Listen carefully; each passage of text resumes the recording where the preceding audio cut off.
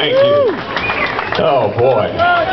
It's nice to know your friends are not fair weather friends, isn't it? Wow.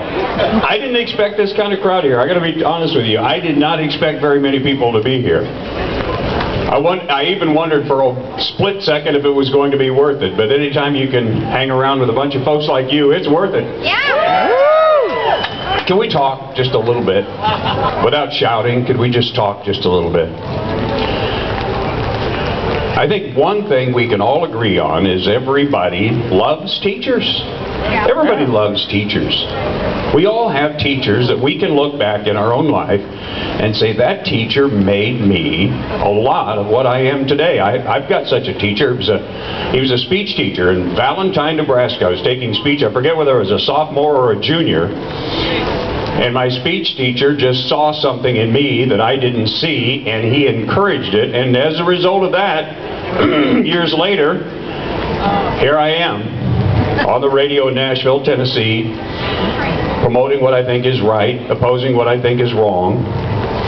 And I think it's wrong for teachers, and frankly other public union employees also, to be able to bargain collectively. And I have a very non-emotional, rational reason for thinking that that's wrong. And it's not the least bit personal.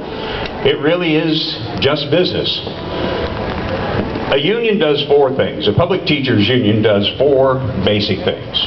One of those is it lobbies the legislature and Congress for policies that it likes. So it's got a political arm. It's got a lobbying arm. The teachers union provides insurance for the teachers, liability insurance. Now they can get it elsewhere, but it's nice and convenient, and it comes right out of their paycheck. They don't even notice the money is missing from time to time. So they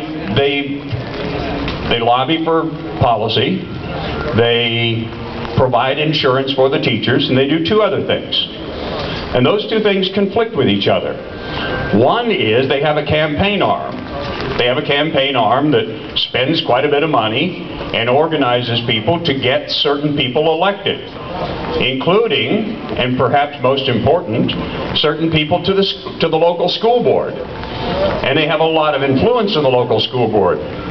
In Metro Nashville, in the last school board election, there were, I think, 5 school board members elected in August of 2008.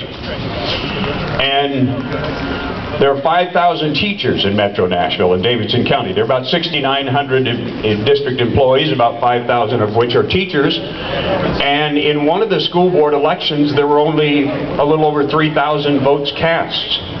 I'll bet you a lot of those were teachers' votes, and I'll bet you a lot of those were TEA teachers' votes, who were told, or at least asked very strongly, if, politely but strongly, to vote for a certain candidate because that candidate was friendly to the teachers' union.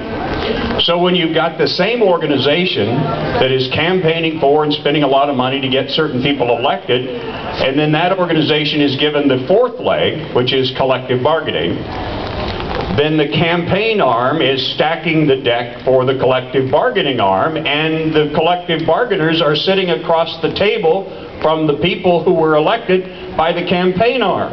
Yep. Now, whether or not they're giving the teachers more than they deserve, the public can't help but think that we don't really have the appropriate relationship between the two sides of the table.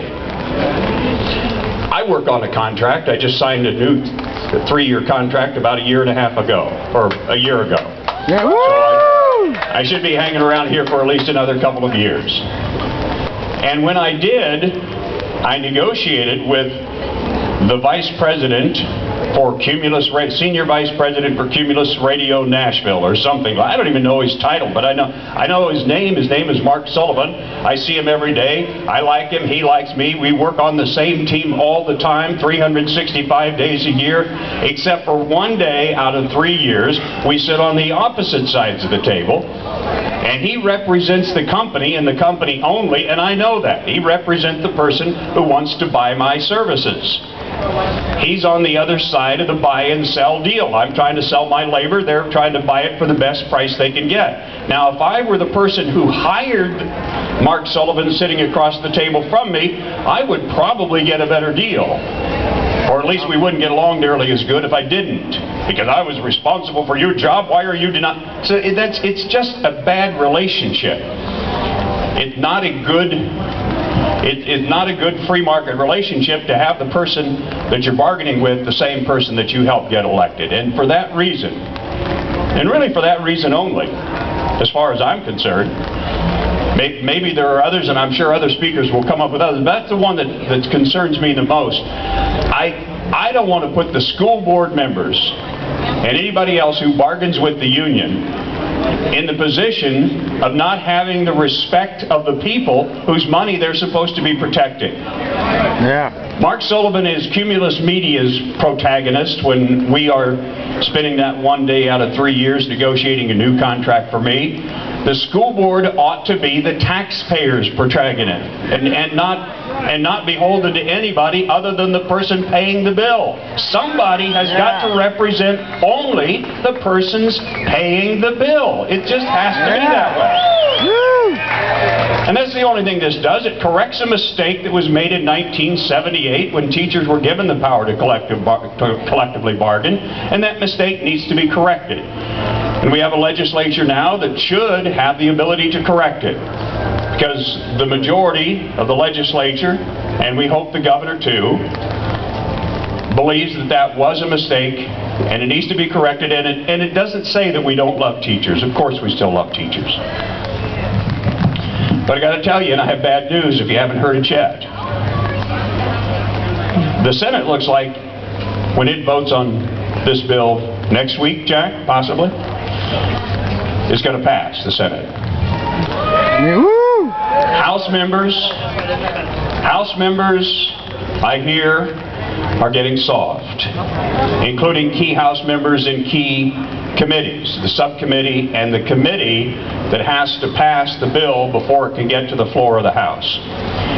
It would be a real shame if all over the country and their legislatures are debating this issue, and the Tennessee House, the people who represent the people of Tennessee, don't even get to debate it because Republicans won't let it get to the floor. That would be a big shame. And that's what might happen. I'm hearing that there are enough Republican members on the subcommittee and the committee that it's got to go through that if they were to vote today, they would probably vote it down. That's why you're here, and that's why when you leave here, you have to, if you want to make a difference, you have to find out who those members are. You have to find the names of every Republican. Call the Democrats too if you want to, but it's probably going to be a waste of time. But you've got to call all of the Republican members of the subcommittee hearing this bill and the Education Committee hearing this bill, and you've got to let them know what you believe and why, and be as polite and as strong as you can be. We're here today not just to enjoy each other's company, which we are. We're here not just to show lawmakers numbers, which the TV cameras will capture, and you know, you got Goliath over there and you got David over here, but if I remember right,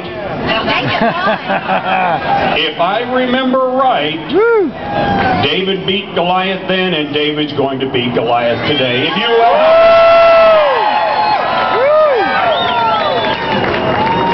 Ralph Bristol.